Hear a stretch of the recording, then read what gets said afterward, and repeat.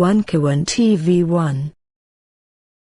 Hari ini saya ingin menyampaikan pada hari Ahad 20 Oktober 2024 adalah hari bersyukur sekaligus berkabung. Kenapa bersyukur? Bukan bersyukur kita memiliki presiden baru, bukan. Tetapi kita bersyukur pada akhirnya hari ini Saudara Joko Widodo lengser dari jabatannya. Allahu Akbar. Bersyukur atau bersyukur? Kenapa disebut lengser? Saya katakan Jokowi lengser karena sebelumnya Saudara Joko Widodo itu berusaha untuk menambah usia kekuasaannya, baik dengan narasi menunda pemilu maupun minta agar konstitusi diubah agar presiden bisa 3 periode. Jadi kalau usaha itu jadi, maka 20 Oktober ini Jokowi masih presiden.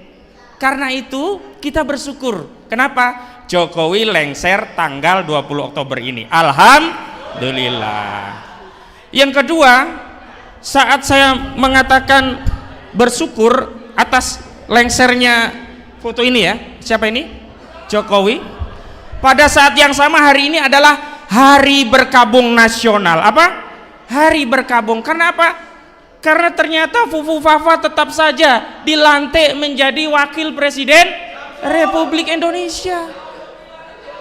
Kita ini 280 loh, di dalamnya ada Bang Refli Harun, ada Bang Juju Purwantoro, ada juga ya Bang Roy Suryo, tapi ternyata yang jadi wakil presiden adalah Fufu Fafa. Luar biasa ini. Sepertinya NKRI ini kehilangan stok anak muda atau putra terbaik bangsa kita untuk melanjutkan estafet kepemimpinan nasional.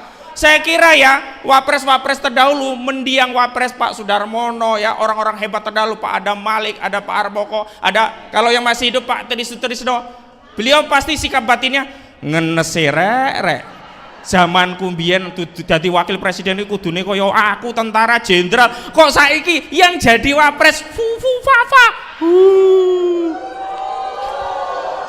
Jadi saya tegaskan hari ini adalah hari bersyukur sekaligus berkabung. Karena itu hari ini kita juga harus meneguhkan komitmen terhadap 2 hal. Yang pertama, komitmen kita adalah melanjutkan tuntutan kepada Saudara Joko Widodo atas segala kesalahannya, kejahatannya, kejalibannya, ketidakadilannya selama dia memimpin Republik ini menjadi Presiden Republik Indonesia. Setuju? Jadi begitu lengser jangan dianggap selesai urusan. Tidak, yang selesai itu hanya jabatannya, urusannya belum selesai. Sudah dimulai tuntutan terkait hak keperdataan, sudah dimulai oleh Habib Rizik Syihab, Edi Mulyadi dan yang lainnya dengan gugatan perdata di Pengadilan Negeri Jakarta Pusat. Itu gugatan yang berkaitan dengan hak keperdataan.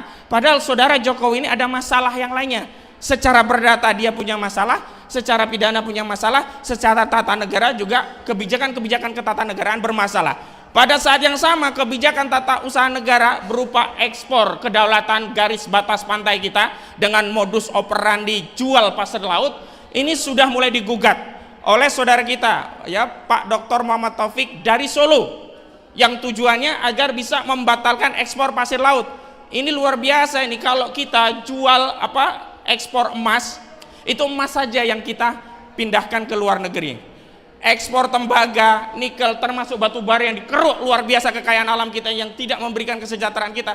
Oke, itu merugikan, tapi itu hanya batu baranya saja yang dikirim ke luar negeri. Tapi kalau ekspor pasir laut, ini adalah kejahatan terhadap kedaulatan negara karena mereka tidak saja mengekspor pasir laut, tetapi mereka mengekspor kedaulatan Republik ini. Mereka lah pengkhianat Republik ini. Jadi jangan anggap sepele pasir laut itu membuat Singapura makin luas, membuat Indonesia makin sempit. Berarti Anda telah melakukan kejahatan menjual kedaulatan negara kepada Singapura. Yang kedua, kejahatan Jokowi. Nah, kejahatan Jokowi yang paling fenomenal itu apa?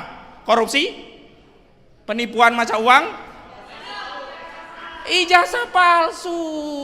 Jadi itu kalau kita mau jadi ngelamar kerjaan biasa saja ijazahnya harus asli. Saudara Joko Widodo, saya menjadi saksi 6 bulan bersidang di Pengadilan Negeri Surakarta, tak pernah mewujud satupun ijazah asli dari Saudara Joko Widodo.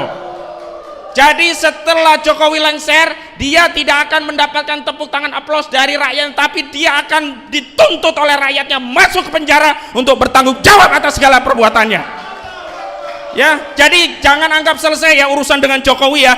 Justru ini awal mula urusan kita tingkatkan dengan saudara Jokowi. Kenapa? Karena dulu itu problem yang kita hadapi dengan Jokowi itu bukan tidak ada perbuatan pidananya, bukan tidak ada bukti-buktinya, tetapi ada intervensi kekuasaan saudara Joko Widodo sebagai presiden yang membuat upaya kita selalu gagal di tengah jalan. Contoh sederhana, di Pengadilan Negeri Solo, mana mungkin orang dituduh mengedarkan kabar bohong, ijazah palsu, tapi ijazah aslinya tidak pernah dihadirkan.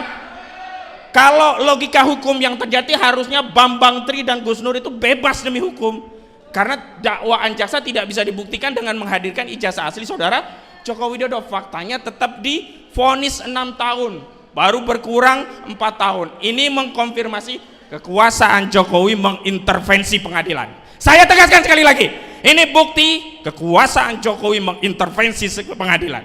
Dan apa yang dialami oleh Bunda Mary, Bang Edi Mulyadi dan yang lainnya, itu juga bagian dari kejahatan politik saudara Joko Widodo yang anti terhadap kemerdekaan menyampaikan pendapat, yang sebenarnya ini adalah hak konstitusi kita, diatur dalam ketentuan pasal 28 Undang-Undang Dasar 1945. Di era Jokowi, orang berpendapat pendapatnya kurang pas itu dianggap hoak, kabar bohong, penyebaran nama baik, mengedarkan kebencian dan permusuhan ya, dengan dalih permusuhan antara suku, agama, ras dan antar golongan. Korbannya masuk penjara. Bung Ryo Suryo juga masuk penjara. Itu eranya Jokowi itu. Jadi tidak pernah ada ujaran pendapat yang menjadi pidana kecuali di era rejim Joko Widodo. Maka kita akan terus tuntut saudara Jokowi. Yang kedua, ini saudara Gibran Rakabuming Raka, oke lah, masih bisa kita maklumi, dia akhirnya dilantik. Karena bagaimanapun proses untuk pembatalan itu mungkin mereka ada masalah-masalah administratif dan juga masalah politis. Karena bagaimanapun pemenang ini sudah nggak mau kalau jatah kekuasaannya menjadi hancur berantakan kalau ada isu ini begitu. Tapi setelah dilantik, maka kita akan menuntut kepada DPR MPR melalui upaya yang kita lakukan agar apa? Memakzulkan Gibran Rakabuming Raka. Apakah bisa? Bisa. Karena pemakzulan itu tidak perlu satu paket. Cukup wakil presiden. Dan kalau wakil presiden dimakzulkan, maka MPR akan membahas calon pengganti. Calon pengganti itu bisa dari MPR, dari partai-partai yang diusulkan oleh partai. Sehingga apa? Kita bisa membersihkan legasi NKRI Republik ini dari pemimpin yang bermasalah moral, etika, bahkan tidak memenuhi syarat. Saya tegaskan saudara Gibran ini tidak memenuhi syarat karena melanggar ketentuan pasal 169 2 ayat huruf E dan huruf Q Undang-Undang Nomor 7 Tahun 2017. Karena seorang presiden dan wakil presiden itu harus sehat ya, jasmani dan ruhani. Nah, apakah orang seperti Fufu Fafa ini sehat jasmani dan ruhaninya? Sarap ini Fufu Fafa ini. Ya, yang kedua, saudara Gibran ini kan ya ditetapkan menjadi calon tanggal 25 Oktober 2023. Sementara PKPU tentang penetapan calon yang dijadikan dasar itu belum diubah. KPU hanya menetapkan Gibran sebagai calon wakil setelah ada putusan MK. Sementara putusan MK nomor 90 belum ditindaklanjuti. Putusan MK tanggal 19 belum ditindaklanjuti oleh KPU dengan pengubahan PKPU. Tiba-tiba tanggal 25 Oktober, hari terakhir pencalonan presiden dan calon wakil presiden, didaftarkan langsung ditetapkan sebagai calon wakil presiden. Dan ini digugat. Harusnya tanggal 10 kemarin putusannya, ditunda 2 minggu. Maka Fufu Fafa ini juga tidak memenuhi syarat. Kenapa? Karena dia belum berusia 40 tahun. Dan kalaupun dalihnya dia diterima karena putusan MK itu belum ditindaklanjuti dengan per-KPU. Artinya apa? Cacat prosedur. Dan dalam hukum besiking, keputusan tata usaha negara, 3 cacat salah satu saja itu kena, maka harus dibatalkan. Cacat kewenangan, cacat prosedur, cacat substansi. Secara kewenangan memang KPU berwenang untuk menetapkan Fufu Fafa sebagai calon wakil presiden. Tetapi secara prosedur KPU bermasalah, cacat prosedur karena menerima dan menetapkan Fufu Fafa sebagai calon wakil presiden, padahal KPU belum melakukan proses harmonisasi peraturan perundangan dengan mengubah per KPU-nya. Baru diubah setelah tanggal 3 November. Jadi saya ingatkan 2 hal ini yang penting.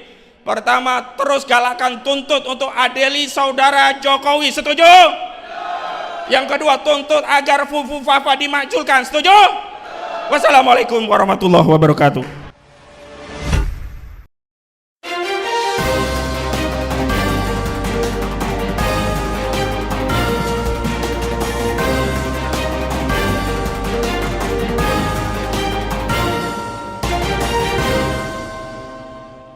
1K1 TV1